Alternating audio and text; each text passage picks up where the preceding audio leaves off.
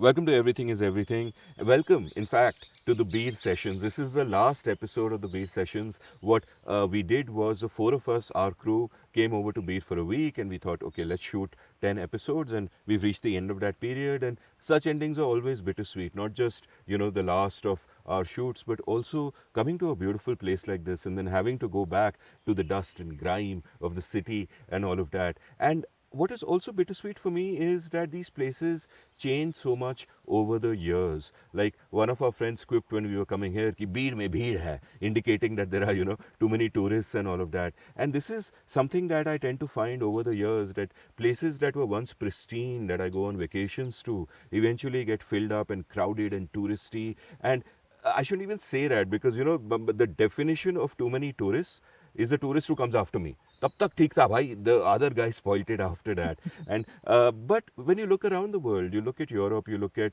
the US, you look at so many parts of the world. Sure, some places do suffer from touristiness and fridge magnets being sold everywhere and etc. etc. But many are beautiful. They are pristine. They blend into the local economy, and they are a joy to go to. Even after you go there 20, 30 years apart. And this is a question that Ajay and I were discussing. Over here we had an Everything is Everything viewers meetup. Just a couple of people showed up, but at short notice. Devjit Banerjee, who's a landscape photographer, and Shubham Dhiman, who drove 3 hours from Hamirpur, where he lives in a village there, and who came here and who was completely delightful. He's an enthusiastic young man who's done the public policy course in Takshashila. So an enormous amount of curiosity about policy in the world, and also someone who's rooted in this place. He says, I don't want to go and work in a city. I want to do something for Himachal, which we absolutely loved. And in Shubham's conversation with Ajay, the question came up कि यार हिमाचल के लिए क्या कर सकते हैं? How can we develop places like this in every sense of develop? Human development, but without destroying what is already here, the local culture, the pristine beauty, and all of that. And as Ajay started talking to Shubham, I thought, bhai, episode, right? So it's content मिलेगा. content milega. I'm like, knowledge to the world. Learn how to say these things. You don't say things like content milega. So here we are. Welcome to our episode, which for me, this is a tribute to Bir. We love this place. We love Himachal.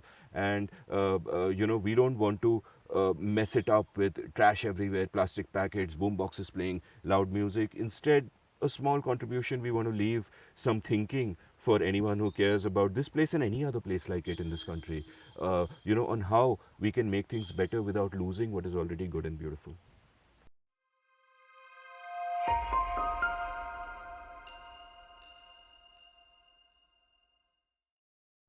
Amit, you said this precisely correct about our feelings out of being here in Bir for a week.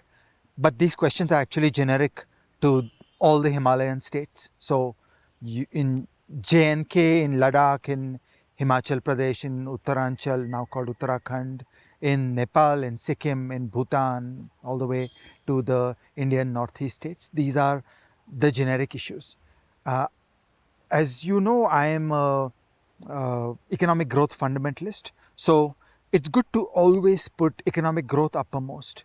So I feel the phrasing, the question, the problem should be, what is a path to sustained economic growth leading to the development of these regions for the people of these regions? So sometimes there is an outsider's condescending view that we want you to live at low levels of income because we would like your places to be nice for us. And I'm not there at all. Okay, so we're going to do first principles reasoning, saying that our only loyalty is to the sustained economic development of these regions in a way that caters to the welfare and the livelihoods of the people here. And so let's get going on that kind of first principles reasoning.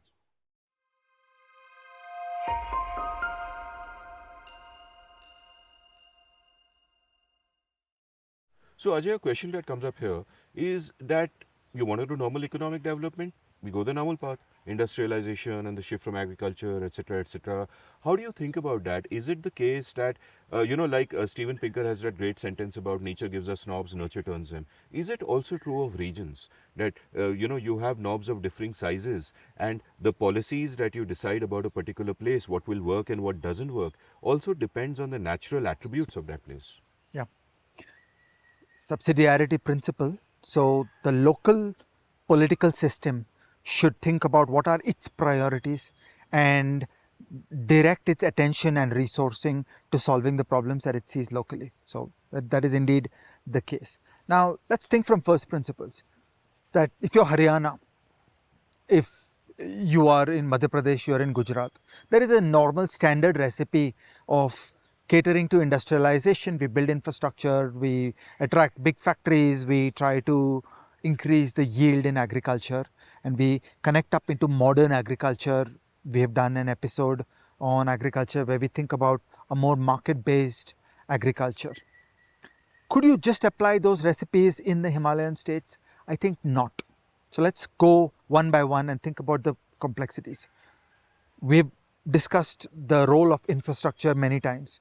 If you had to do a normal industrialization thing, it would require a depth of roads, of railways, of airports. These are landlocked states. They will never have the glory of the coastline. So in the field of economic development, we have this very nice clarity that the coastline is something magical because it's your access to container ships, and suddenly you're trading with the whole world in a reasonably frictionless way. The Himalayan states are far from the coast, so you're down to airports, railway lines, and highways.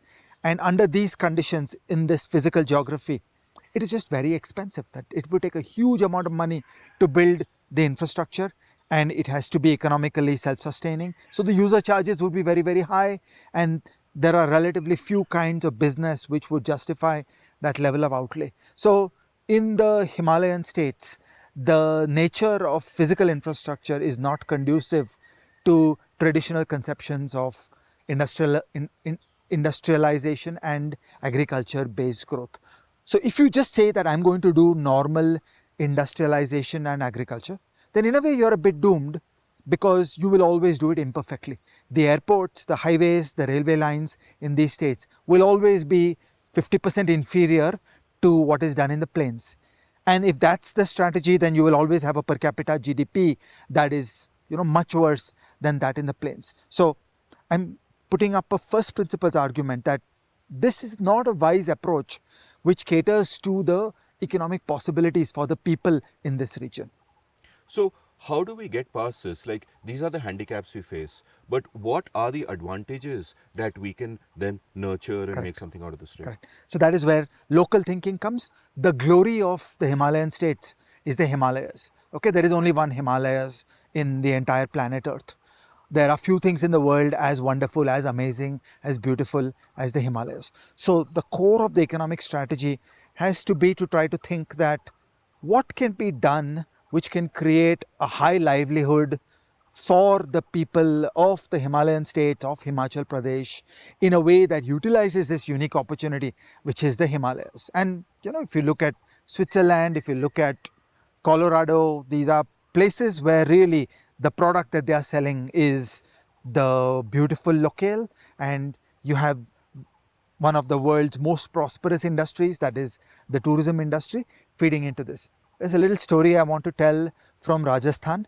Okay, Udaipur is a little miracle of Rajasthan. It's an amazingly beautiful town. It has preserved its beauty. It has not degenerated into something horrible, as is the want of many, many Indian villages and cities.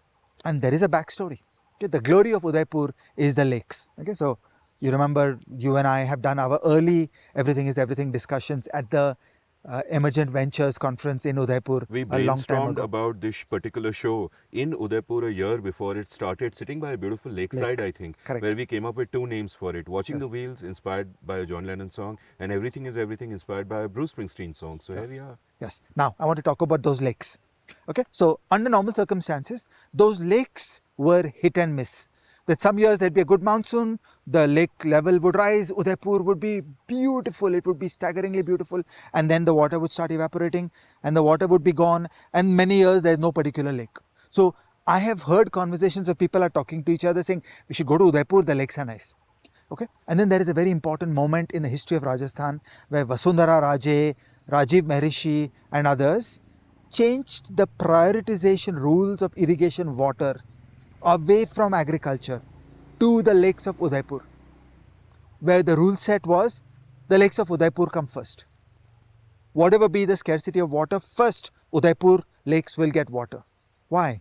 Because it's a trivial calculation that the resource flows you get out of tourism are just staggeringly large compared to the income from agriculture. So if you have to trade off the GDP of the state, the livelihood of the people, yes, they're different people. So the agriculturists who are low in the waterfall in their claim on the water will be very unhappy when that water is not given to them. In the short term. In the short term.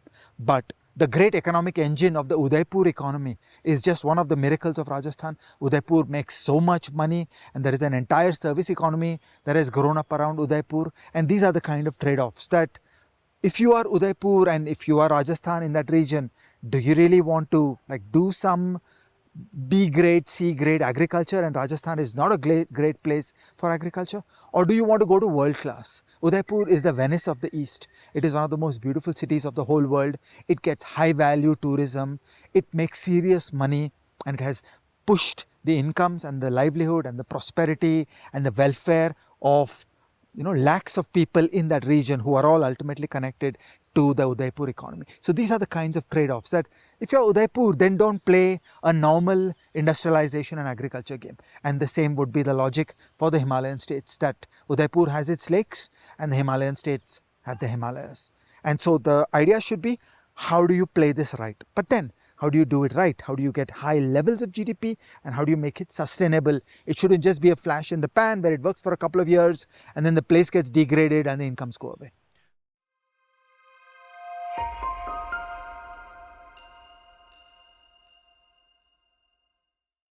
So Ajay, we've spoken about the place, that it is important to have clarity of thinking and think about what is our advantage and do the trade-offs, because there are only a set number of things you can do, a set number of resources you have. What do we do with those to get maximum bang for the buck, and which makes the most difference for the people? But I want to turn your attention from the place to the people. Tell me about the demographics of Himachal Pradesh. What's going on here, and how does that play into this whole puzzle? So one kind of argument that could have been made is that the population density is so high that any plausible occupational applications of the working age population around tourism and around the Himalayas does not get the job done, it does not work. Another kind of argument is that the population is so high that the only way to make progress is to cut the forests and expand into agriculture and housing applications of the land. And so it's just not feasible to harness the Himalayas in this way. And interestingly, those problems are largely behind us. So all across the Himalayan states, there is actually a remarkable demographic moment. The total fertility rate in Himachal Pradesh and Uttarakhand is like 1.6 and 1.7, similar in Sikkim, similar in Bhutan. So the age of rapid population growth is over. In fact, these states are in a environment where a combination of low birth rates and outward migration is actually creating a gentle decline in projections around the population and the working age population in these regions. So it's not a high stress situation where policymakers are facing large numbers of workers and tourism is too low density in terms of its application of the workers. I want to point to a remarkable phenomenon that some people may not have observed. This is the phenomenon of the abandoned villages. Okay, so in Uttarakhand, there are more than 3,000 abandoned villages, and I have hiked in them. I've gone there.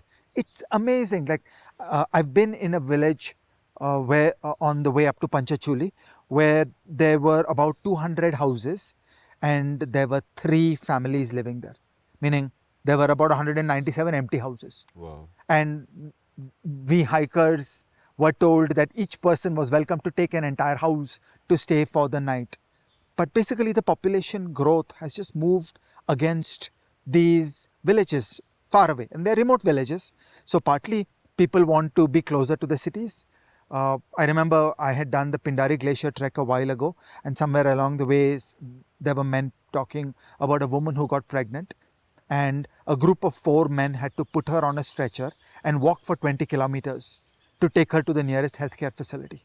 Okay, so in the remote mountains, it is difficult to sustain a good life. It's rational for them to move So it's towards a rational better for life. them to go to cities, and partly they're going to the big cities of the Himalayan states, partly they're going to the great cities all over India. So the people are leaving the remote places, which again creates a very different environment, that it's not a contest between a dense human population and the forests and the wildlife. In fact, the curve of demographic transition has turned and you've gone to the opposite direction. So there are these thousands, not hundreds, there are thousands of abandoned villages happening at the outer reaches of the Himalayan states. As an aside, I've also started seeing abandoned villages happening in the Sahyadris. So in January, when I was hiking, and on the 5th day of a 9-day trek, I had a fall and broke my ankle.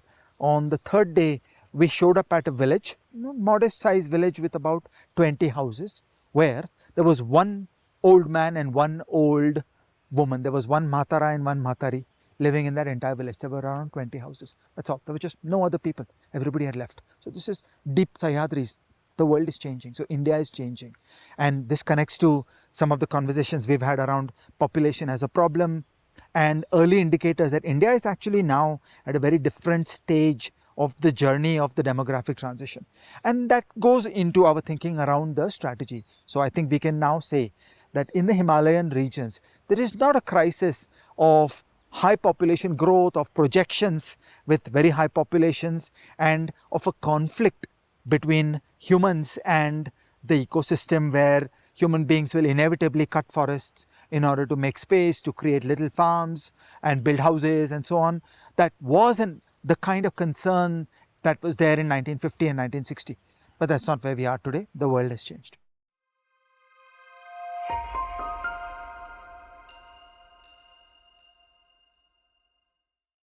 So, Ajay, what I want to ask is, what is the natural drift of things? Assume we do nothing. We have a dysfunctional state. We have a society that loves us plastic bags and boomboxes. Yeah. If we do absolutely nothing, there's no policy intervention. We just let things go as they are. What is the natural state of things? Yeah. Where are we going?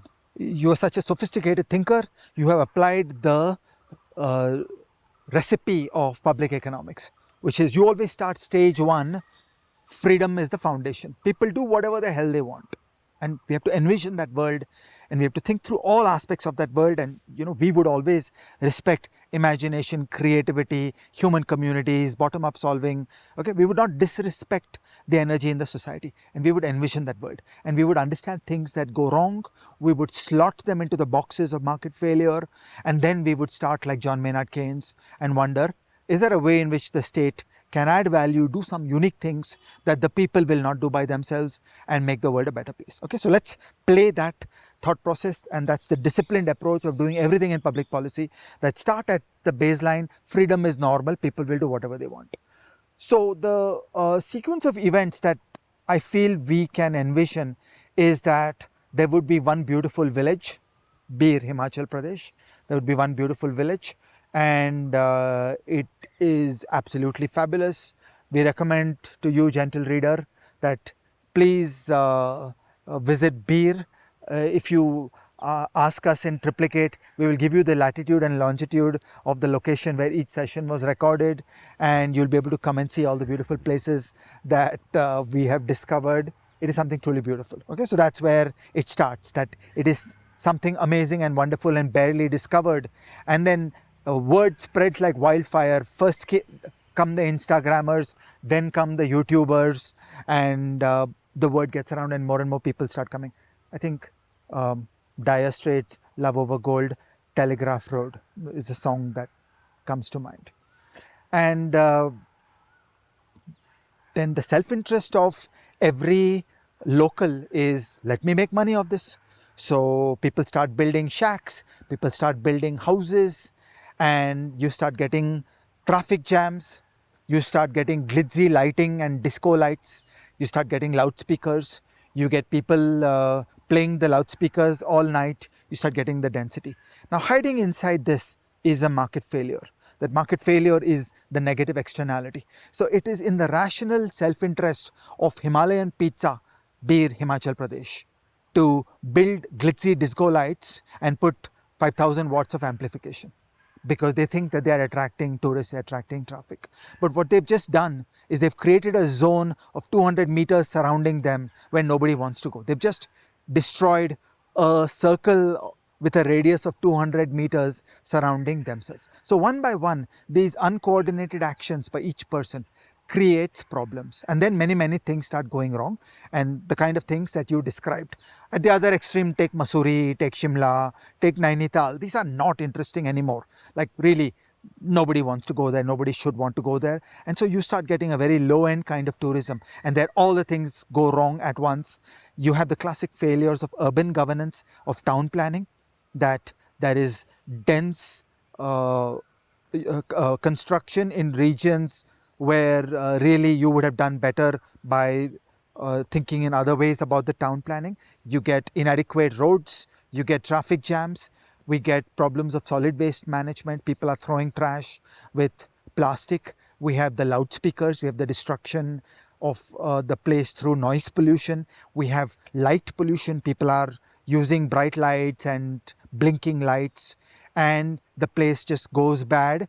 And what that does is you lose the high value tourists. So now I want us to think in an economics way, that imagine N is the number of tourists and P is the per day spend of the tourists. So the GDP of that region, the consumption in that region, is the per day spend of the tourist multiplied by the number of tourists that come. So if you just simply maximize to get a large number of tourists, then you will simultaneously get a downplaying of the expenditure points of the tourists. So you'll be down to a very different kind of tourist, and those are not the high value tourists. So we will mess up the place and we will get to low levels of income.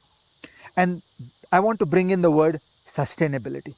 So what we will get if we do nothing is, in the journey of beer, we will get a great blaze of a great beer which is getting high value traffic, which is getting a high GDP, and then all these negative externalities will kick in, and then beer will go bad, it will lose a high value traffic, and its GDP will go down. So the arc of GDP will be like this. It will not be a long steady state. It will not be like the beautiful places of Switzerland and Colorado and Japan, who have sustained high GDP around their natural beauty. So they build a tourist industry which is high value, and they are able to sustain it. Then for generations and generations, people go back to that place, and they've got that whole little equilibrium worked out, where it is high value and year after year it becomes higher value, and the people are able to sustain first world lives, that the local people are not poor, the local people would be doing well. And this is what we've got to ask, that what goes wrong with these negative externalities, and how might we do things differently?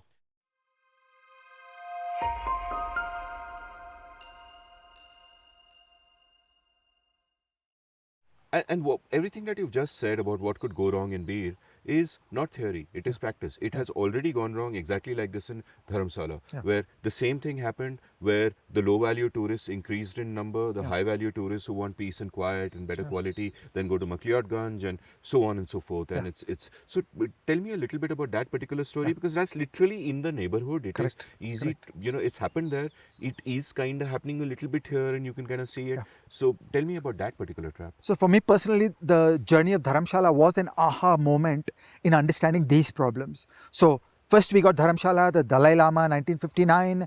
I think the airport came in 1960 or some such thing. And Dharamshala was great. And in those days, in the absence of Instagram and absent YouTubers, it took more time to get the memo out. So gradually it spread quietly by word of mouth and through the Lonely Planet, and Dharamshala started becoming more and more famous, and people started coming to Dharamshala. And I think in the 80s, Dharamshala became overcrowded, it became a bad Indian city, all the problems of urban governance started happening to Dharamshala. And then the high value tourists started moving up to McLeodganj. And that worked for about 20 years, and then McLeodganj started going bad. And then the high value tourists moved to lower Dharamkot. And then all the bad things started happening to lower Dharamkot. And the high value tourists started going to upper Dharamkot. And then a very bad event has taken place, which is the importance of Dharamshala as a cricket stadium. And cricket unfortunately goes with very low value tourists. So my prediction now is that the Dharamshala region will be flooded with low value tourists which come along with the cricket, and upper Dharamkot is rapidly going to get destroyed. And now think of the word sustainability, that for each of these places there was a period where it worked very well, where the N into the P generated a good number, and there was high value and real estate prices went up, and there was high human capital being built. And remember, building human capital is a 100-year journey, and that they had begun on that journey. But then all these negative externalities went wrong and the market failure happened, and the place actually collapsed. It turned into mediocrity, and it went down back into low value tourism and a stable equilibrium of poverty. So then you're locked in the wrong equilibrium, that you get a high crush of low value tourists. Low value tourists do not require high human capital to service them, and low value tourists damage the urban environment, and so you're stuck in that vicious cycle and you are not able to come out of it. So you get a 20-year period, a 30-year period where a place is beautiful and it achieves some GDP growth, but then the GDP growth goes away. So from a cold objective of the sustained emergence of these states towards the 100-year journey of becoming an advanced economy, this is the wrong strategy. This is an unsustainable strategy. You get brief growth, it goes away. You get brief growth, it goes away. And left to itself, if we do absolutely nothing, that's the destiny of Bir. That Bir will turn into a horrible, overcrowded place with low value tourists, where 5 restaurants are competing with 5,000 watts and 10,000 watts and more powerful lighting that is blinking so that the aliens can see us from Alpha Centauri. And the critical sort of clarification I want to make, and gentle readers might also be wondering, that we are speaking of low value tourists, right? It sounds really snobbish. It sounds really snobbish. It sounds really snobbish. It sounds like, हमारे जैसे लोगों को जो चाहिए, these plebeians are spoiling it all and all that. And what I'm saying is, our point of view is irrelevant, their point of view is irrelevant. What is relevant, what is at the center of this are the local people. Correct. Is the local economy, how are they doing? And what you see in a low level equilibrium is what almost seems like a lose-lose game to me. That the locals make less money than they otherwise would. At some point they stop developing, they get stuck in that equilibrium, and at the same time everything that was beautiful about the place is also gradually destroyed. Yes. Right? And what you want is for the local economy to do well, for the locals to flourish, and for the place to retain everything that is good about it. So that development continues, as you pointed out, it has in Switzerland, Colorado, and so many other places. On the 100-year journey to become an advanced economy. So there are no quick fixes. We are not proposing silver bullets. It will take 100 years to become Switzerland. But that possibility is there if we do the things right. And the dream should be that Bir can become the Switzerland of India, that Upper Dharamkot can become the Switzerland of India. And these possibilities are there, these opportunities are there. And given the way policies and the frameworks are done today, it will not happen. And this is the debate that all of us should be having, that how do we turn away from this destructive, unsustainable model where uncoordinated private action collapses through negative externalities and takes you down into a low income trap.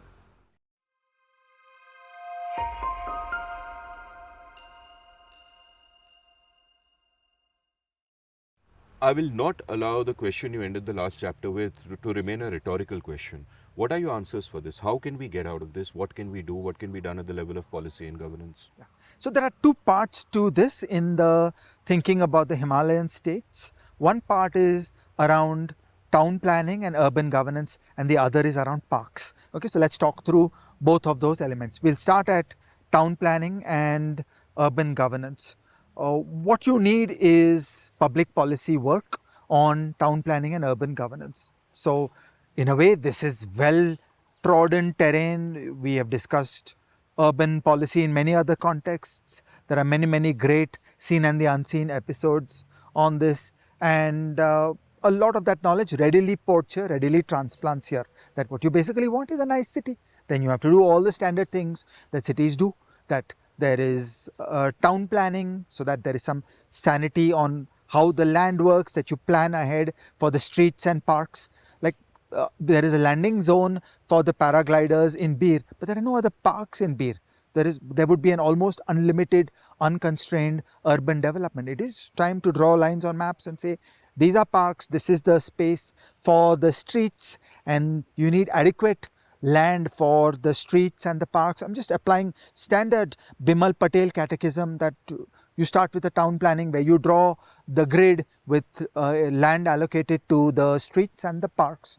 And so then for the next 50 years, you've figured that out and you know where you'll be going on these things. Then we need the basic urban utilities to make the solid waste management work, to make water work, to make sanitation work, to deal with vector control, to make sure that the basics of the city work well. So this is just the usual machinery. I want to link up to public health and public goods.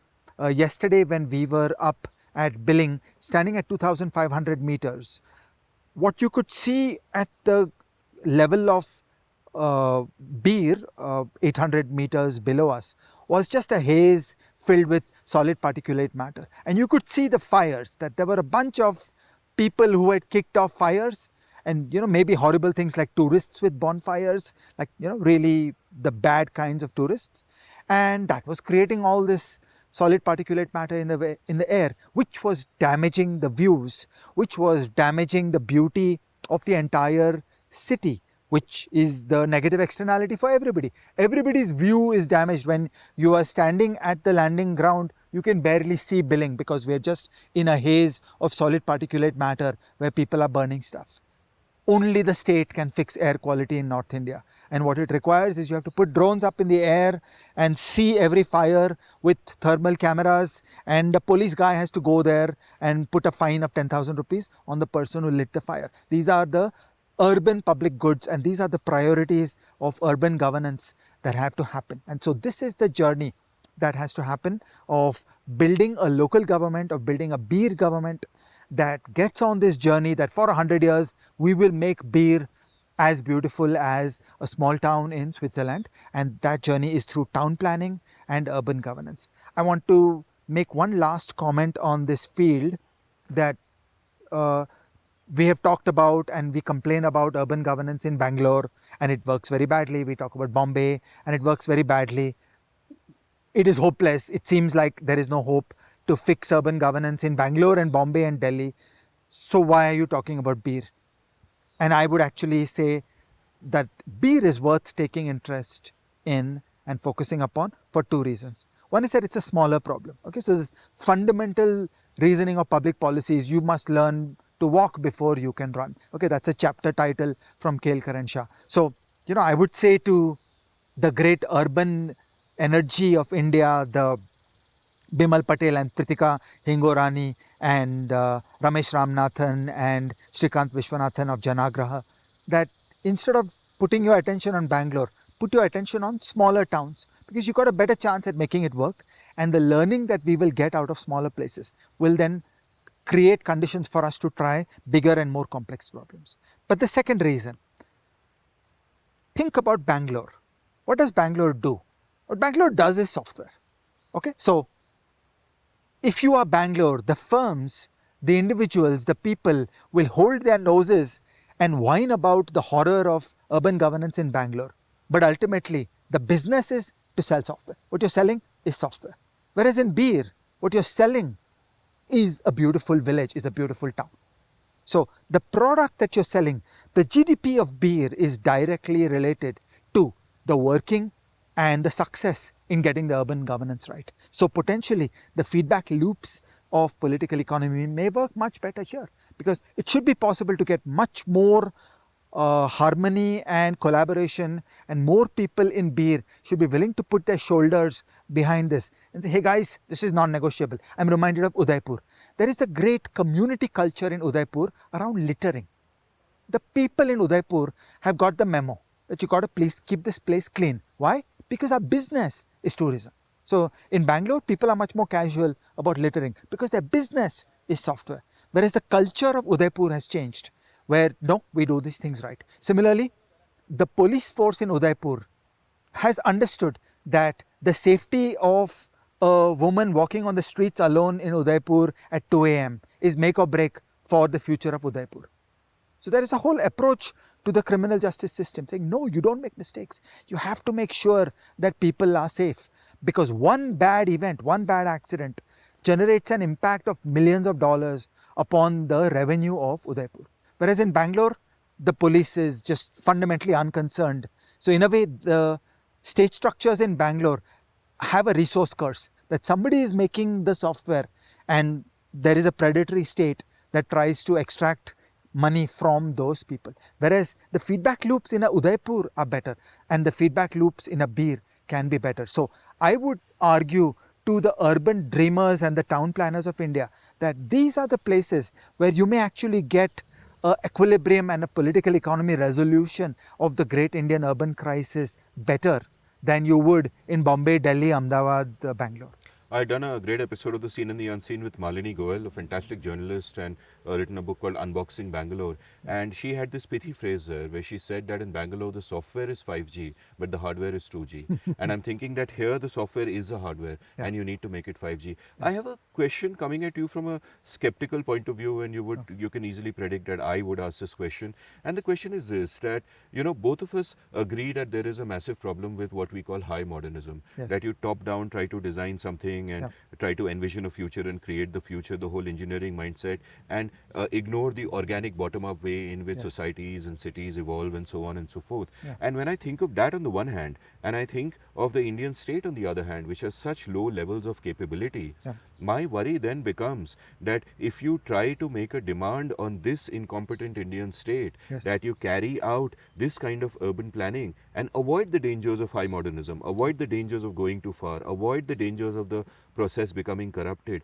I wonder how you sort of think about that sort of balance, because in many ways, with the Indian state being what it is, sometimes I think that the default is just do basic rule of law, and if you try to do something else, things will start going wrong very fast.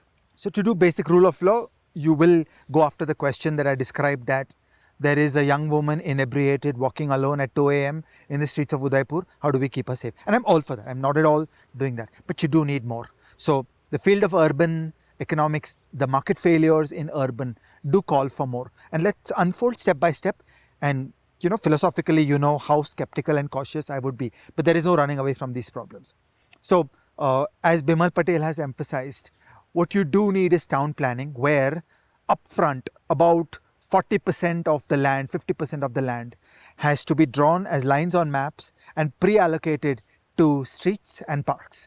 Because once the unstructured construction comes, then there is no room to build the streets. So streets, walkways, the center of the town in Switzerland, which is a walking area only, where no vehicles are allowed, which is always the most glorious part of town, which is the tourist paradise where people are walking around, there are cafes. Bir is perfect for this. You've got the landing zone where the paragliders are coming in. So in my imagination, I was just thinking of that zone where the paragliders come in. Across the road, you think of it as a place where establishments will be there, and you have no vehicles in that region. So it becomes a walking zone where it can just be so beautiful. But that is town planning. And only the town planner can do that, and you need town planning. So beyond that, I'm not on Indian style town planning where they will specify here there will be a school, here there will be a petrol pump, every detail is specified. But the foundations that Bimal Patel has emphasized is you are stuck if you don't have that 40-50% of the land allocated to the streets and the parks. And currently Bir is one road, but by doing town planning, you can actually create a lot more physical capacity where there is room for more structures, more hotels, more cafes, more housing for local people. There is no limitation of this space. It's got to be done right, because by default, it will just turn into a slum.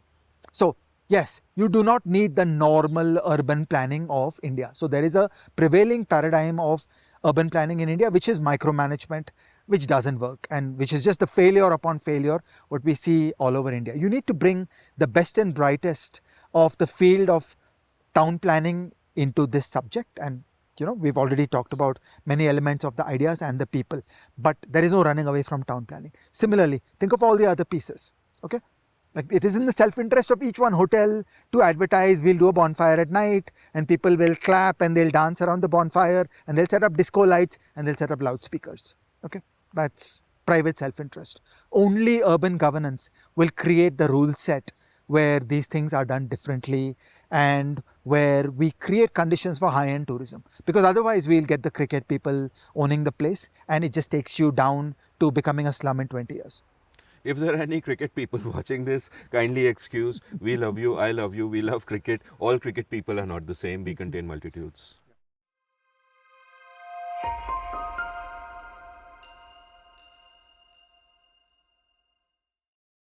So Ajay, I agree with absolutely everything you said, but one worry that I have is we speak about the kind of town planning we require, the enlightened town planning that Bimal Patel talks about. But and you said not like the typical Indian town planning that we see around us. And I wonder if there is an element of isomorphic mimicry here, that we are taking a vision of town planning and then saying the Indian state should do it, when the Indian state mostly does not have the capability or the ability, and the political economy doesn't allow for it to get all of this done. So without moving away from Switzerland and Colorado, are there examples closer to home that we can look at where things have been done well and which can inspire us? Yeah.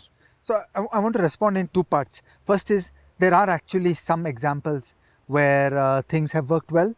We'll put links in the show notes, but there are some remarkable success stories. I know of one in Meghalaya, I know of one in Bhutan, I know of one in Nepal, where the community came together and there were individuals who understood this entire downhill slide of unsustainable development, where for 10-20 years it looks great and then it becomes a slum and then you're down to the low value tourists and your GDP is gone. So there are examples in our region where this has happened. This is not just from Switzerland and from Colorado. But I also want to say something, that the knowledge comes first, the ideas come first. So I think that it is out of our conversations, it is an interesting, novel and important juxtaposition that there is a body of knowledge with people like Bimal Patel about how to do town planning correctly.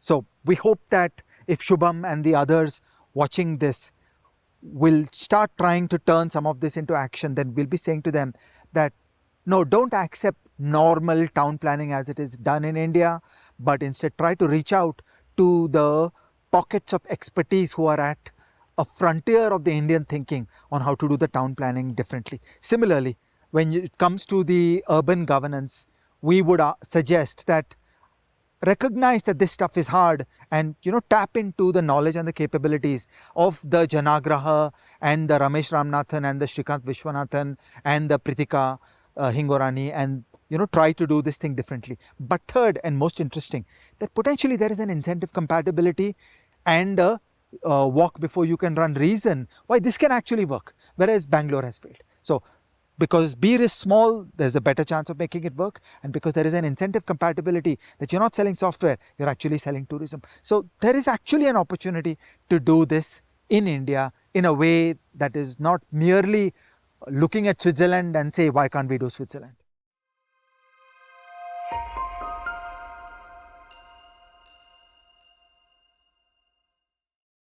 So Ajay, when Shubham was chatting with us, his concern wasn't just about Bir.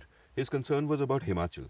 That how does Himachal look at it? And you've given one example that, okay, this is what we can do in Bir. But if I turn our attention to the state, the good kind of state, Himachal Pradesh, and not the monolith behemoth state, then, how would you look at that? That as a state of Himachal Pradesh, what can people like Shubham then look at doing to make things better? Yeah. There are two other priorities that need to be brought into this field. The first is airports. So it is very difficult to build airports in the Himalayas. There is one airport at Kangra. I seem to think it's a 1300 meter runway, and there is an airport at Kulu, which is an 1100 meter runway, and these are short runways. The big craft can't come, and it is a very high priority to get more airports into Himachal Pradesh with longer runways, because the reasoning is very simple: high value tourists fly. Okay, so Ladakh Leh is a great example that it is very hard to access Ladakh by road, but it is possible to access Ladakh by air, and it's generates a self-selection, that there is an activation energy, there is a bump that is required before a person will go to Ladakh, because you really have to fly to Delhi, fly to Leh, and it gets you a different kind of high value tourist as compared to the greater accessibility for low value tourism. So it is a high priority to make the airports work, and then you straight away jump to a higher value tourist. Finally, I come to the parks. Okay, parks are a very important part of the Himalayan ecosystem. In the state of Sikkim, the land area of Sikkim is about 7,000 square kilometers. The Kanchenjunga Biosphere Reserve is 2,000 square kilometers. Just think, 2,000 out of 7,000 square kilometers of the entire state of Sikkim is one Kanchenjunga Biosphere Reserve. And by the way, there is another 2,000 of it sitting in Nepal. There's the Kanchenjunga Biosphere Reserve in Nepal, which is another 2,000 square kilometers. Put together, the overall Kanchenjunga Park is 4,000 square kilometers. And ideally, India and Nepal should really cooperate and build this as a joint system that works. Now, doing parks right is another great knowledge base that needs to be brought to India. It is presently absent. Okay, so in parks in India, by and large, we stop the poaching, which is good. We stop the commercial development, which is good. We've not yet figured out how to contribute to the GDP. So, on one hand, we would side with the biodiversity people, the wildlife protection people, saying, look, at least in the national parks, some wildlife is being kept safe, you're not killing them, and you're not doing commercial development, and that is correct. But I think the time has now come in India to start looking beyond that. I want to put up a headline: Yellowstone National Park, okay, in the United States. I seem to think 9,000 square kilometers, or some such massive thing, okay. They get 4 million tourists a year, okay, and each tourist spends between $1,000 to $2,000. So you're talking about $4 billion to $8 billion of revenue out of the national park. And that is the kind of economic juggernaut that is the Yellowstone National Park. And how is that done? And now let me link it up to our main story. So what the government needs to do in the context of, say, Great Himalayan National Park is, you need to think about the border of the Great Himalayan National Park, where there can be many, many villages like Bir, who become beautiful villages where there is accessibility from the airport, and in and of themselves they are beautiful. And then people are able to make day trips inside the national park by road, or take off on hiking and trekking inside the park. What you need is hundreds of kilometers of infrastructure of walking trails inside the park, which is absolutely not there in India today. There are hundreds of kilometers of, I think, 900 miles of walking trails inside Yellowstone. So, we need to think about how that infrastructure of walking paths is built inside the Great Himalayan National Park. And deep inside the national park, you put campgrounds, you put a very small amount of high-end accommodation, which is contracted out to private hotel vendors with severe clauses in the contracts that requires them to protect the biodiversity. So this is how the Great Himalayan National Park can simultaneously serve the requirements of wildlife protection and biodiversity protection, but also cater to the goals of becoming a Switzerland and having a high per capita GDP. These goals are not inconsistent. So Ajay, have you heard the song Bob Dylan wrote about Ladakh? No, I haven't. Leh lady leh.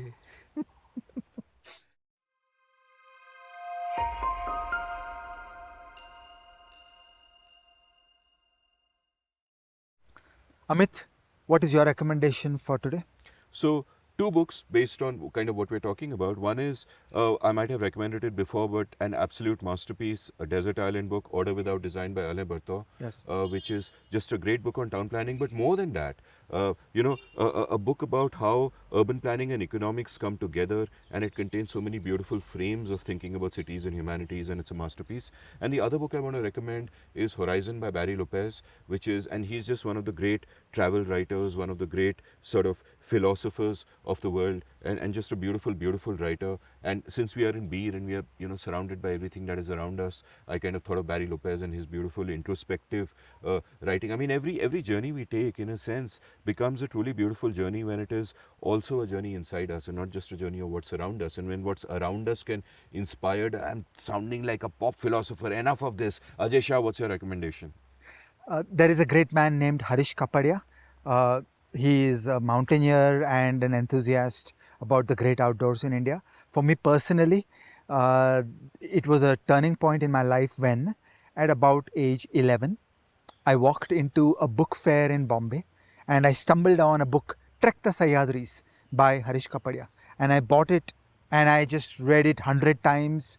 And then on my own, with no help and no knowledge, and a bunch of other kids from Patrakar in Bandra East, I started hiking in the Sahyadris. So thank you, Harish Kapadia. You changed my life. In 2023, he has a new book, Autumn Passage to the Himalayas. It's really one of the lovely books. If you take interest in the Himalayas, please read it. And what Harish Kapadia was to you, you could be for many young people. Please watch a hiking episode as well.